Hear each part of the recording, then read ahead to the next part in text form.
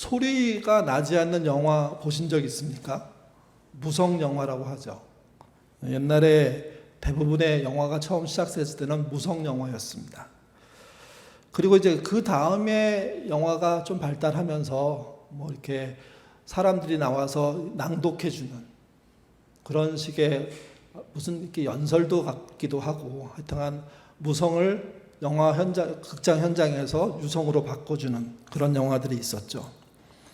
무성 영화 하면 가장 기억에 남는 세계적으로 유명한 사람이 찰리 채플린입니다.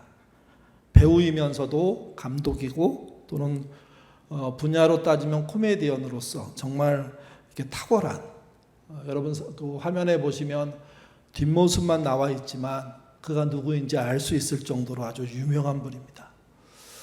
뭐 이름은 잘 모를 수도 있지만 이분의 영화로 나온 장면들은 몇 번은 보셨을 겁니다. 영화를 끝까지 보지 않는다고 하더라도 이 영화 이분에 대한 어떤 세계적인 인지도가 대단하기 때문에 자주 언급되는 분이죠. 가장 그 인상적인 것은 까만 옷, 까만 모자를 쓰고 익살스럽게 반복적인 행동들을 한다는 겁니다. 사실 속으로 그런 생각을 합니다. 어떤 말을 했을까? 무슨 의미일까? 좀 더 그 의미는 뭘까? 나중에 이제 자막이 나오는 것으로 바뀌기도 하고 또 유성으로 들려주기도 하는 것으로 바뀌기도 했지만 초기에 그가 했던 많은 이야기들은 참 이렇게 재미있어 보였습니다. 근데 그가 그의 책에서 아주 유명한 말 한마디를 남깁니다. 삶은 가까이에서 보면 비극이고 멀리서 보면 희극이라는 겁니다. 이걸 사실은 반대로 얘기하는 게 전 맞다고 생각합니다. 멀리서 보면 좋아 보이고 희극인데 실제 가까이 가서 보면 비극이고 처참하다는 거죠. 이게. 알면 고통이고 모르면 평화다. 뭐 이런 말도 됩니다. 그러니까 알면 알수록 고난이고 절망이고 상처투성이고 치열하고 하루하루도 쉽지 않고 근데 모르고 멀리서 보면 행복해 보이고 잘 사는 것 같고 누리는 것 같고 뭐 이렇게 느껴지는 거죠. 그래서 사람들은 잘 모를 때 상대방을 좋게 보다가 가까이 들어가서 실망하고 화들짝 놀라는 경우들이 있죠. 그 말을 찰리 채플린이 한 겁니다. 본인이 반복적으로 멀리서 볼 때 아주 바쁘게 분주하게 재밌게 사는 것처럼 보이지만 그 안에는 슬픔과 절망이 들어있다는 겁니다. 인생을 잘 표현한 말이고 그래서 이 분을 굉장히 중요한 배우로 또는 감독으로 또는 연기자로 인정하는 거죠. 코미디언임에도 불구하고 사람에게 큰 감흥을 주는 분이라는 이야기를 하게 되는 겁니다. 사사기는 찰리 채플린의 이야기보다 좀 더 슬프다고 생각합니다. 멀리서 보면 희극이고 가까이서 보면 비극이다. 이 말을 사사기에 대입하면 가까이서도 비극이고요. 멀리서도 비극입니다. 좀 다르게 말하면 이렇게 얘기할 수 있습니다. 멀리서 보면 신앙적인데 가까이서 보면요. 자존심을 지키기 위한 치열한 악랄한 싸움의 연속입니다. 그래서 참 당황스럽습니다. 멀리서 보면 아주 극적이고 멋있는 예배가 드려지고 있고 멋있는 찬양이 나오고 있는데 가까이로 들어가면 그걸 하는 사람들의 삶이 엉망진창이라는 거죠. 그걸 사사기는 이렇게 표현했습니다. 왕이 없어서 그렇다고요. 진정한 왕이 그들에게 중심에 각각 다 있어야 되는데 대부분의 사람의 중심에 하나님이 왕이 아니라는 겁니다. 그리고 왕으로 삼은 존재가 있는데 자기 자신, 다른 말로 하면 자존심입니다. 우상 중에 가장 색출하기 어려운 우상이 자존심입니다. 다른 말로 뭐 자만심이라고도 하죠. 자기를 지키기 위한 자기의 노력이 신이 되면, 신앙이 되면 그 신은요, 그 사람으로부터 뜯어낼 수가 없습니다. 이게 조금 붙어 있거나 이렇게 구별되게 앉아 있는 게 아니라 완전히 밀착되어 있기 때문에 그리고 자존심을 뜯어내려고 하면 그 사람 자체가 죽을 거로 생각합니다. 그래서 저항도 어마어마한 거죠. 이 자존심이 오늘 본문 사사기 20장과 21장에서는 뭐로 표현되냐면 맹세로 표현됩니다. 내가 자존심을 걸고 하는 맹세, 이것이 얼마나 위험한지를 보여주는 이야기들이 20장, 21장입니다. 지난주에 저희가 말씀을 끝내면서도 20장, 21장 1절을 읽었습니다. 거기 나오는 핵심 단어가 맹세죠. 베냐민 지파를 복종시키고 싶었던 이스라엘 11지파는 베냐민 지파가 말을 듣지 않자 베냐민과 연관된 모든 것을 끊어버리기 위해서 이스라엘 전체가 맹세합니다. 근데 이걸 잘 보셔야 됩니다. 이스라엘 전체가 맹세한 거로 보이지만 사실은 이스라엘의 주도 세력이 맹세를 했고 백성들은 그 선동에 끌려가 버린 겁니다. 그 맹세의 핵심은 그 지도부에 있는 사람들의 자존심이었던 겁니다. 우리가 하나님 앞에 대표자로 세워져 있는 사람들로서 베냐민 지파에게 권면하고 말을 들으라고 말하는데 그 말에 베냐민이 듣지 않는 거죠. 그래서 그들이 사용했던 게 무엇이냐면 진멸입니다. 헤렘. 진멸이 무슨 말입니까? 무조건 찔러서 모조리 없애버린다는 뜻입니다. 싸그리 사라지게 한다는 뜻입니다. 전쟁에 참여한 군인은 물론이고요, 그의 가족들, 또 전쟁은 나오지 않았지만 같은 마을에 사는 사람들, 같은 혈통들, 또 그 마을 전체의 가옥이나 시설들, 그리고 거기에서 키워지는 짐승들, 그리고 그들이 경작했던 농경지까지 완전히 박살을 내버려서 절대로 쓰지 못하게 한다고. 옛날 성경은요, 걸음터가 되게 한다고 쓰여 있습니다. 이런 잔혹한 일들이 이스라엘 11지파의 주도 세력에 의해서 베냐민에게 전달이 되는 거죠. 저는 이 진멸에 대해서 우리는 좀 여유 있게 생각해야 된다고 생각합니다. 진짜 하나님이 모든 것을 걸음터가 되게 만들려고 하셨을까? 그래서 이 부분에 대해서는 논쟁이 많습니다. 하나님은 사랑이신데 그 사랑의 하나님이 그럴 수 있냐? 그 하나님이 무조건 그 집안에 속해 있다는 이유 때문에, 그 가문에 속해 있다는 이유 때문에, 그 땅에 산다는 이유 때문에 죽게 만드는 분이 하나님이냐? 이건 용납할 수 없다. 그래서 진멸을 좀 이렇게 몰아내고 쫓아내고 단절시키는 정도에서 이렇게 생각하는 분들도 꽤 있습니다. 저는 그 두 번째에 가깝습니다. 완전히 하나님이 하나도 없이 다 죽여 없애라고 얘기한 것보다는 그들과의 정확한 단절, 특별히 우상 숭배와에 대한 정확한 단절을, 우상 숭배가 만든 문화와의 단절을 하나님이 요구하신 것으로 생각합니다. 근데 어쨌든 제가 생각하는 진멸이든 완전히 무찔러 없애는 진멸이든 잔혹하기는 매한가지입니다. 그만큼 하나님이 단호한 일들을 하는 거죠. 근데 헤렘이 하나님의 명령이 아니라 사람들이 만든 그런 어떤 이슈가 되고 권력자들이 만든 명령이 되면 달라집니다. 그건 하나님의 뜻과 무관한 그 지도자들의 자존심 세우기입니다. 내 말을 안 들어? 그러니 하나님이 헤렘하신 것처럼, 진멸하라는 것처럼 그렇게 해버리겠다는 다짐, 그게 되는 거죠, 이게. 그래서 본문에 등장하는 맹세는 하나님께 진정으로 신앙적인 맹세를 하는 것이 아니라 스스로의 자존심을 강화시키기 위한 장담에 해당합니다. 또는 협박에 해당합니다. 그래서 이 본문에 나오는 맹세를 잘 보셔야 됩니다. 맹세하면서 망합니다.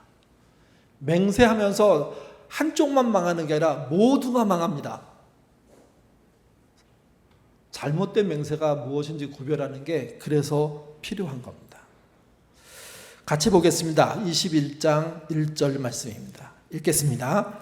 이스라엘 사람들이 미스바에서 맹세하여 이르기를 우리 중에 누구든지 딸을 베냐민 사람에게 아내로 주지 아니하리라 하였더라. 베냐민 지파를 진멸하겠다고 해서 쳐들어간 그들이 동일하게 맹세했던 내용이 그걸 하기 위해서 맹세했던 게 무엇이냐? 그 집안의 남자들에게 아내를 안 주겠다는 거죠. 딸을 안 주겠다는 거죠. 그래서 씨를 말리겠다는 겁니다. 근데 이 맹세는 사실은 맹세라기보다는요, 협박이었습니다. 너희 우리 말 안 들으면 너희는 완전히 쳐서 물리쳐버릴 것이고, 혹시 살아남는 자가 있다? 그러면 절대로 결혼을 못한다. 그래서 이유가 없다라고 하는 말과 같은 말이라는 거죠. 맹세가 협박으로 쓰일 때 그 맹세를 협박으로 쓰는 그 사람이 사실은 망할 징후를 갖기 시작하는 겁니다. 더 우스꽝스러운 것은 그렇게 해놓고 자기들이 한 맹세가 얼마나 허황된 일인지에 대해서 나중에 깨닫습니다. 2절 3절 말씀 같이 읽겠습니다. 백성이 베델에 이르러 거기서 저녁까지 하나님 앞에서 앉아서 큰 소리로 울며 이르되 이스라엘의 하나님 여호와여 어찌하여 이스라엘에 이런 일이 생겨서 오늘 이스라엘 중 한 지파가 없어지게 일은 자기가 벌리고요, 하나님은 뭐 했냐고 물어보는 겁니다. 자기가 뜻도 정하고 방향도 정하고 절차도 정하고 그래서 노력도 하고 그래서 실제 본인은 움직여서 다 하고 있는데 일이 잘못됐습니다. 그랬더니 그때서야 이 맹세를 주도했던 사람들이 하는 말입니다. 우리는 그렇다고 치고 하나님 당신은 뭐 했습니까? 여러분, 이 말이 읽으면 읽을수록 어처구니 없는 말입니다. 망언에 해당하는 말입니다. 하나님은 개입도 하지 못하게 해놓고 나서 나중에 일이 잘못되니까 하나님은 뭐 했냐는 거예요. 죄송합니다. 잘못했습니다. 돌이키겠습니다. 기회를 주십시오. 이렇게 해야 될 판인데 내가 하나님 뜻을 몰랐습니다. 내 고집대로 내 자존심대로 하다가 이렇게 됐습니다.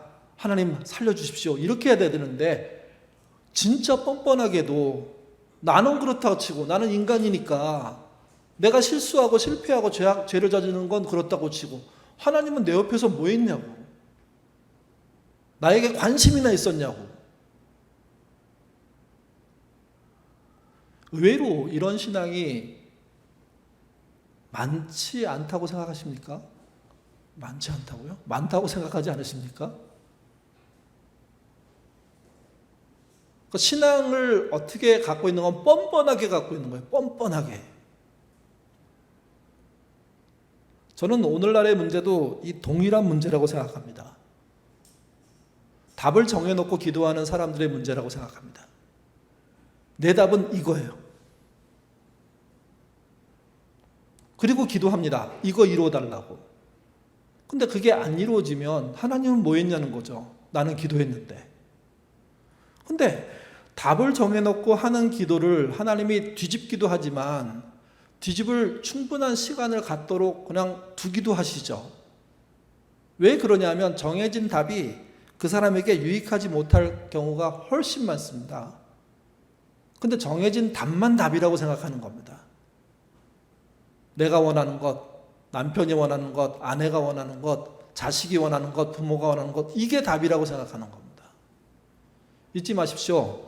정해진 답은 그 사람의 자존심의 문제이고 자존심의 우상을 통해서 지금 일을 하고 있는 것이지 신앙생활을 하고 있는 게 아니라는 겁니다. 그래서 기도는요, 열려 있어야 됩니다. 열어놓아야 됩니다.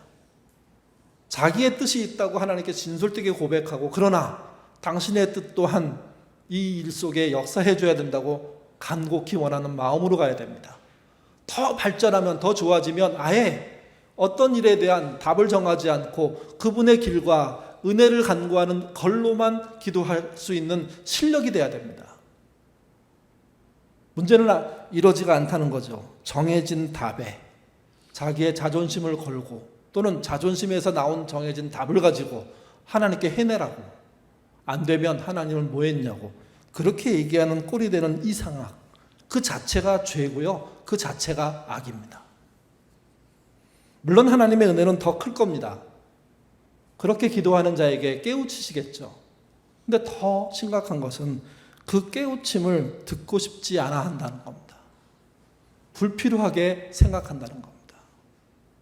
그래서 자신이 답을 정하는 맹세형의 기도, 정해놓고 하는 기도, 이게 내 신앙의 가장 큰 적이라는 사실을 놓치지 않으셨으면 좋겠습니다. 만약 그렇게 했다면 사과해야 됩니다. 하나님께. 사과란 말이 낯서시죠? 회개해야 됩니다. 근데 저는 진정으로 사과하는 게 회개라고 생각합니다. 말로만 잘못했습니다. 그리고 바로 따로 시작하는 게 아니라 전심으로 내 사과가 하나님께 전달되도록 애쓰는 그 시간 필요하다는 거죠, 이게. 근데 이스라엘은 그렇게 하지 않았습니다. 여러분, 이슈로 덮는다는 말이 있습니다. 이스라엘은 어떻게 하냐면요, 맹세를 더 큰 맹세로 덮습니다. 같이 보시죠. 5절 말씀입니다. 읽겠습니다. 이스라엘 자손이 이르되 이스라엘 온 지파 중에 총회와 함께하여 여호와 앞에 올라오지 아니한 자가 누구냐 하니 이는 그들이 크게 맹세하기를 미스바에 와서 여호와 앞에 이르지 아니한 자는 반드시 죽일 것이라 하였습니다. 잘못을 저지르고 문제가 해결되지 않은 그들이 다시 힘을 집결해 갖고 문제를 해결하기 위해서 사람들을 모읍니다. 근데 모을 때 우리 지도부가 실패했으니 도와주십시오. 함께 합시다. 이렇게 얘기하지 않고 거기다 또 다시 맹세를 집어넣습니다. 근데 사실 이때 맹세도 협박입니다. 그 맹세의 내용은 이런 겁니다. 이 모임에 참여하지 않는 자들은 반드시 죽일 거라는 거죠. 그리고 그 앞에 보시면 크게 맹세하기를 이란 표현이 있습니다. 크게 맹세한다. 이게 그냥 좀 더 사실적으로 번역하면 이런 말이 됩니다. 더 대단하게 제사를 드린다. 또는 더 거룩한 연출을 통해서 제사를 드린다. 어느 교회 이렇게 세습을 했는데 세습을 주변 교회들이 인정하지 않으니까 자기네 교회에서 세습을 축하하는 행사를 해요. 근데 그 예배당이 어마어마하게 커요. 내가 정확하진 않지만 한 전체 그 예배당의 적어도 3분의 1, 아니 많으면 절반 정도가요, 전부 다 흰색 가운을 입은 성가대였어요. 절반 정도가. 숫자로 세면 수천 명이 넘어요.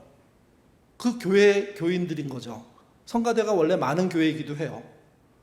그러니까 이제 본인들이 잘못한 것을 정당화시키기 위해서 본인의 교회의 성가대와 성가대 안의 사람들까지 다 가운을 입혀가지고 한쪽에 쫙 앉혀놓은 거예요. 그리고 이쪽에 손님들을 초대한 거예요. 그 현장에 이제 들어온 사람들이 예배당도 크고 모인 사람도 많지만 압도적인 게 뭐였냐면 흰 옷 입은 성가대가 수천 명이 거기 있는 거죠. 수천 명이. 여러분, 수천 명이 찬양하는 거를 들어본 사람이 몇 명이나 되겠습니까? 아무리 교회가 좀 커도 성가대라는 게 100명 되면 굉장히 많거든요. 근데 수천 명의 성가대가 우렁찬 목소리로 그 축하 예배를 축하하고 있는 거죠. 그들이 보여주고 싶은 게 그거예요. 크게 맹세하는 현장을 보여주는 거예요. 근데 여러분, 제가 말씀드렸잖아요. 맹세는 또한 뭐라고요? 협박이라고요. 우리가 이렇게 어마어마한 모습으로 두 눈 부릅뜨고 너희를 지켜보고 있으니 너희 우리를 향해서 아무 소리도 하지 마. 그날 현장 예배를 받으신 분은 하나님이 아니라 세습을 한 아버지와 아들이에요. 그리고 그 세습을 받은 아버지와 아들은 정말 쓸데없이 어마어마한 거룩한 행사를 만들어내가지고 이 행사 속에 하나님이 계시다고, 하나님의 뜻이 있다고 그렇게 자랑한 거죠. 그리고 협박하는 겁니다. 우리의 일에 동의하지 않는 자들은 다 잘라낼 거라고, 국물도 없다고. 이 본문에 등장하는 5절의 말씀이 그런 말씀입니다. 크게 맹세한다는 말은요, 사실은 너무 과장돼서 쓸데없이 크게, 어마어마하게 거룩하게, 어마어마하게 대단하게 제사를 드리는 겁니다. 그리고 거기서 얘기하는 거죠. 우리 말 안 들으면 반드시 죽인다. 맹세를, 하나님께 맹세하는 걸 가장해서 협박하고 있는 겁니다. 이슈가 발생했는데 더 큰 이슈로 덮는 것처럼 맹세로 인한 실패가 발생했는데 더 큰 맹세로 덮어버리는 이런 형국은요, 예나 지금이나 변화가 없습니다. 개인도 여러분 비슷합니다. 내가 나의 실수를 덮기 위해서 더 큰 맹세와 더 큰 어떤 행사를 꾸며서 한다는 것 자체는 이미 그가 바닥난 인생이고 자존심 때문에 망하는 인생이라는 사실을 잊지 않으셔야 됩니다. 근데 현실로 돌아가면 이스라엘 사회에서는 지도부가 한 그 말이 굉장히 무서운 말이 됩니다. 왜? 지도부의 말을 듣지 않으면 어떻게 한다고요? 반드시 죽인다고요. 어떻게 됐을까요? 10절에서 12절 말씀 같이 읽겠습니다. 회중이 큰 용사 12,000명을 그리로 보내며 그들에게 명령하여 이르되 가서 야베스 길르앗 주민과 부녀와 어린아이를 칼날로 치라. 너희가 행하는 일을 모든 남자 및 남자와 잔 여자를 진멸하여 바칠 것이라 하였더라. 그들이 야베스의 길르앗 주민 중에서 젊은 처녀 400명을 얻었으니 이는 아직 남자와 동침한 일이 없는 남자를 알지 못하는 자라. 그들을 실로 진영으로 데려오니 이곳은 가나안 땅이더라. 실제 한 족속, 그러니까 이거는 가문이라고 보시는 게 맞을 것 같습니다. 마을을 형성하고 살고 있는 시족 사회의 가문 하나를 말하는데 야베스의 길르앗 가문, 길르앗 어떤 족속, 지파는 아닌 거죠. 그 지파에 속해 있는 가문인 거죠. 그들이 안 온 게 드러납니다. 그래서 그들을 진멸하러 갑니다. 진멸하러. 군인을 12,000명을 보냅니다. 야베스 길르앗 그 가문을 제압하기에는 너무 큰 규모의 대규모 군대를 보내는 겁니다. 그러니 어떤 반발도 하지 못하고 그들은 전부 다 잡혀서 진멸당하게 되는 거죠. 그러다가 갑자기 아이디어가 하나 생각납니다. 베냐민이 지파가 없어지게 됐는데 아직 600명이 도망친 상태로 살아있거든요. 그 남자들에게 줄 여자가 필요하다고 그들은 생각하기 시작했고 그 여자를 이번 길르앗 사태 속에서 결혼하지 않은 처녀를 찾아내는 것으로 한번 해보자. 그들은 600명을 기대한 것 같은데 400명을 찾아냅니다. 그리고 그들을 베냐민의 그 살아남은 사람들, 도망자들의 아내로 주겠다는 결정들을 그들이 하게 되죠. 이 사건은요, 여러 가지 문제가 있는 사건입니다. 왜 그러냐면 맹세가 잘못됐는데 그 맹세를 덮기 위해서 더 큰 맹세를 한 것도 문제이기도 하고, 또 하나는 자신의 자존심을 지키기 위해서 남의 생존권을 거는 문제로 확대되고 있다는 겁니다. 그래서 한 지파가, 한 가문이 전부 사라지게 된 거죠.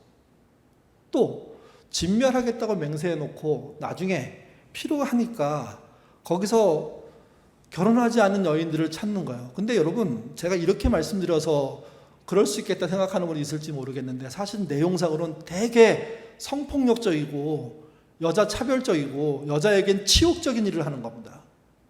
무슨 말이냐면 아버지가 돌아가셨어요. 어머니가 돌아가셔서 이번 전쟁에 형제가 다 죽었어요. 자기 혼자 결혼하지 않았다는 이유 때문에 지금 살아남은 거예요. 그 여자가 진짜 처녀인지 아닌지를 검사해서, 그리고 그 처녀가 그 사람이 처녀라는 게 밝혀지니까 살려가지고 누구한테 주겠다, 망한 집안에 시집 보내겠다는 겁니다. 이게 누가 한 거냐면 이스라엘이 한 일이에요. 이스라엘이 하나님께 맹세함으로. 그러니까 사사기의 이스라엘을 참 말도 안 되는 집단이라고 말할 수밖에 없죠. 하나님의 영광이 있을 수 없는 집단이라고 말할 수밖에 없는 겁니다. 하나님이 주신 마지막 기회까지 이스라엘은요, 다 밟아서 없애버립니다. 그러면서 그들이 세우고 싶은 게 있었습니다. 자신들의 자존심. 우리 지도부가 한 명령을 지켜내야 한다는 거죠. 그러면서도 자신이 생각한 하나님의 뜻을 이루고 싶다는 거죠. 그래서 모든 게 엉망이 돼버리는 겁니다. 엉망이. 희곡 중에 벚꽃동산이라는 게 있습니다. 러시아의 작가가 쓴 아주 유명한 희극입니다. 그 희극 안에 주인공들이 나오는데 러시아에서 아주 부자로 살던 집안 식구들입니다. 그들이 당시 많은 러시아 부부들이 프랑스에 살았는데 프랑스에 가서 호화롭게 살죠. 그러니까 돈은 러시아에서 자기의 영지에서 나오고 그 돈이 프랑스에 와서 호화롭게 쓰여지는 그 삶을 살던 그들이 망하게 된 겁니다. 러시아의 영지에서 돈이 더 이상 올 수가 없게 된 거죠. 결국은 프랑스에서 살지 못하고 돌아오게 됩니다. 돌아와서 자기네 영지의 재산을 다 정리해 봤더니 딱 남은 게 하나예요. 벚꽃 동산이라고 나옵니다. 벚꽃. 우리가 알고 있는 벚꽃입니다. 그 나무로 이루어진 동산을 말합니다. 경제적으로 고립했던 부호가 어떻게 살아야 할까요? 자기 경제의 수준에 맞게 삶을 바꿔야 합니다. 적응해야 됩니다.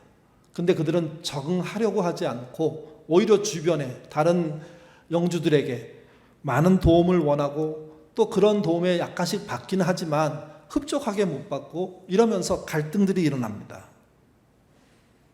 그들이 지키고 싶은 건요, 그들의 부요로운 삶이었습니다. 근데 내면으로 들어가면 그거는 그의 자존심의 문제입니다. 삶의 가혹한 현실을 받아들이지 않고 자존심을 세우던 그들은요, 마침내 고향을 떠나기로 합니다. 그러면서 마지막 남아있는 영지의 벚꽃 동산이 그 나무 하나하나가 베어지는 겁니다. 벚꽃을 쓴 이유가 있을 거라고 많은 사람들이 추정합니다. 특별히 한국의 문학가들은 이 벚꽃이 일본의 벚꽃 이렇게 연결시키면서 잠깐 찬란하지만 결국은 망치게 되는 인생에 대한 이야기를 한 것이다 하는 암시를 주고 싶어 합니다. 왜 그러하냐? 벚꽃나무의 벚꽃이 영원하지 않다는 거죠. 더욱이 이 희극에서 나오는 말은 이겁니다. 마지막 주어진 기회까지 날려버리고 벚꽃나무의 벚꽃처럼 사라지는 존재가 사람이 아닌가? 인간의 부가 그거 아닌가? 인간의 영화가 그거 아닌가? 하는 이야기를 하는 겁니다. 직접 들은 이야기입니다. 사업을 하다가 망한 자식이 부모를 찾아해서 원망했답니다. 왜 사업하는데 말리지 않았냐고. 아마 부모가 가장 두려워할 사건 중에 하나가 자식이 어느 날 와서 내가 왜 그거 하려고 한다고 할 때 말리지 않았습니까? 하는 얘기일 것 같아요. 그 얘기를 하는 것 같아요. 근데 사실 과거로 돌아오면 그 부모는요, 어마어마하게 말렸답니다. 너는 그걸 할 체질이 아니고 성격이 아니고 능력이 안 되니까 하지 말라는 말까지 하면서. 그랬더니 그때 그 자식이 들고 나온 게 뭐냐면 자신의 부모를 향해서 하는 말이죠. 단 한 번도 제대로 도와준 적이 없다고. 이번이 마지막에 생각하고 도와달라고. 그 말에 그럴 수도 있겠다 해서 그 부모가 나름 최선을 다해서 도와줬습니다. 그리고 사업을 한 거죠. 근데 망한 겁니다. 근데 여러분, 그렇게 망한 그 자식이 망한 다음에 부모를 찾아와서 뭐라고 분노했는지 아십니까? 뭐라고 원망했는지 아십니까? 왜 그때 끝까지 안 말렸냐고. 직접 들은 이야기입니다, 저는. 그분이 그렇게 말했어요? 할 정도로 저한테는 충격이었습니다.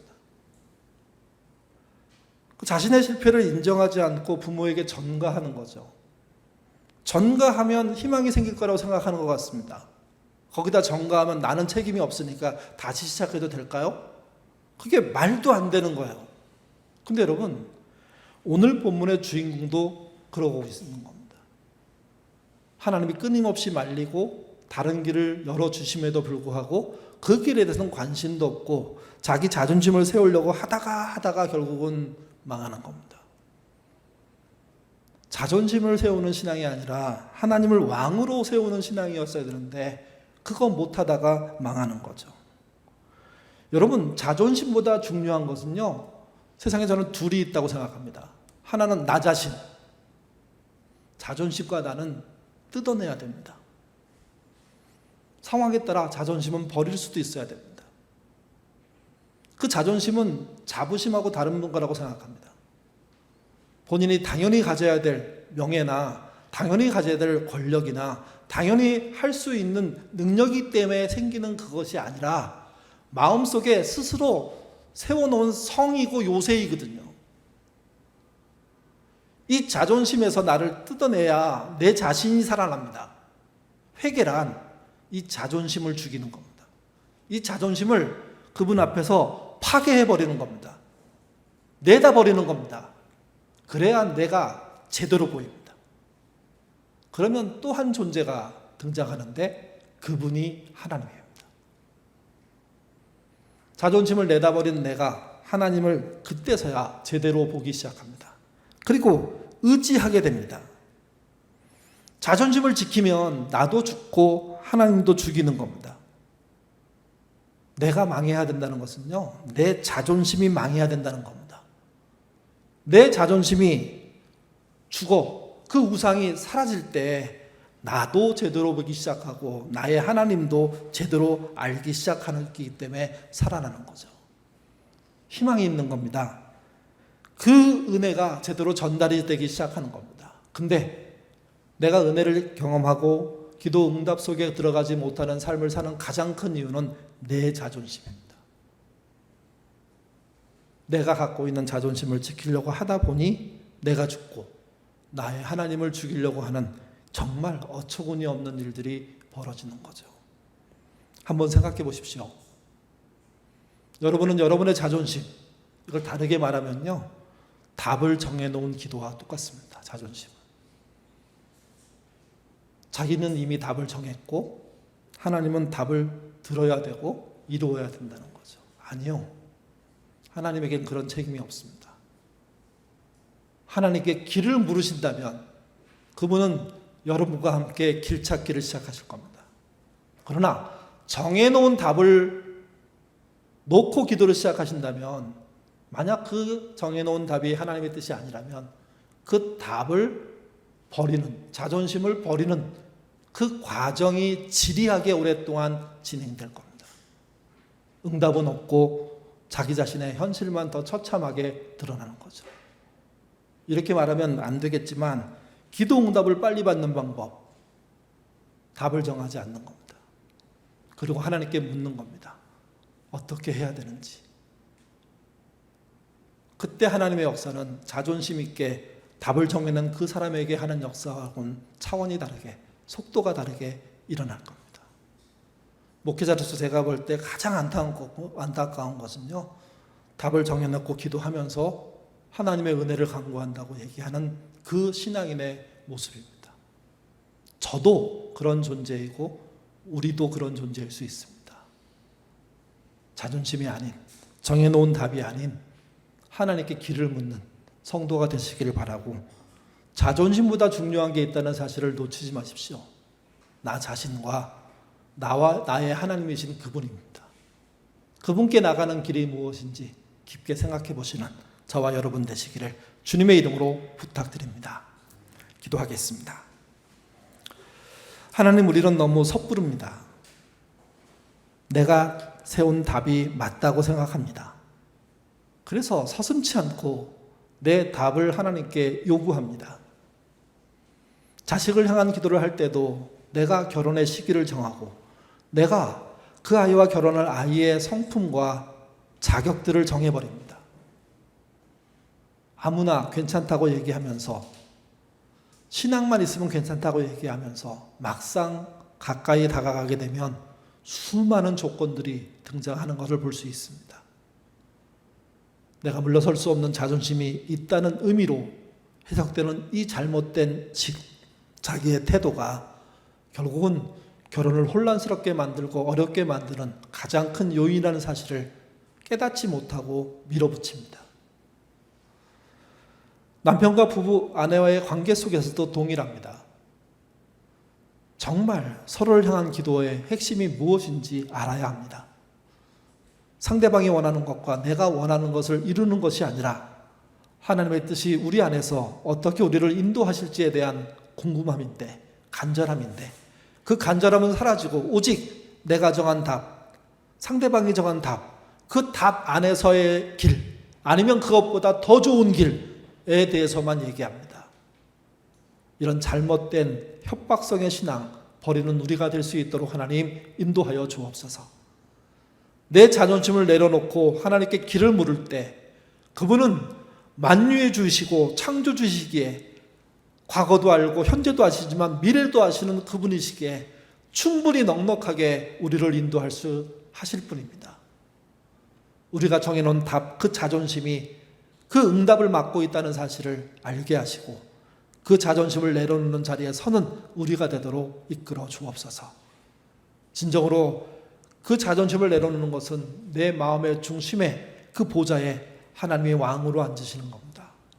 왕 되신 그분께 요구하는 것이 아니라 왕 되신 그분을 경배하는 우리가 될 수 있도록 인도하여 주옵소서. 마지막으로 기도합니다. 내가 살 길은 나의 자존심과 나 자신을 뜯어놓는 겁니다. 갈라놓는 겁니다. 그리고 죽어야 될 자존심, 하나님을 의지해야 될 나 자신, 그것이 무엇인지 찾아내는 겁니다. 그리고 내가 하나님께 온전히 의지하도록 자존심이 죽는 그 사건 앞에 그것이 은혜임을 알고 그 은혜를 쫓아가는 신자 우리 모두가 될 수 있도록 인도하여 주옵소서. 그래서 기도의 응답들이 더 확실해지기를 원합니다. 내 욕심의 삶이 아니라 하나님의 이끄심의 삶들이 되기를 원합니다. 내가 알지 못했던 하나님의 길들이 우리 안에 나타나도록 도와주시고 그 길에 아멘하며 따라가는 우리가 될 수 있도록 인도하여 주옵소서. 다르게 말하면 이것이 하나님께 우리를 맡기는 삶입니다. 내 욕심을 요구하는 삶이 아니라 나를 하나님께 맡기는 신자 될 수 있도록 그런 은혜로 여기 나온 우리 교우들, 유튜브에 예배드리는 우리 교우들, 예인의 모든 식구들에게 함께하여 주시옵소서. 그래서 내가 정한 목표가 아닌 그분이 이루시는 삶들을 따라가는 신자 되게 하시고, 만약 내 안에 목표들이 있다면 하나님 저는 이런 걸 하고 싶은데, 이렇게 하고 싶은데 하나님의 뜻이 무엇입니까? 라고 물을 수 있는 신자 되도록 도와주시옵소서. 감사하며 예수님 이름으로 기도드립니다. 아멘.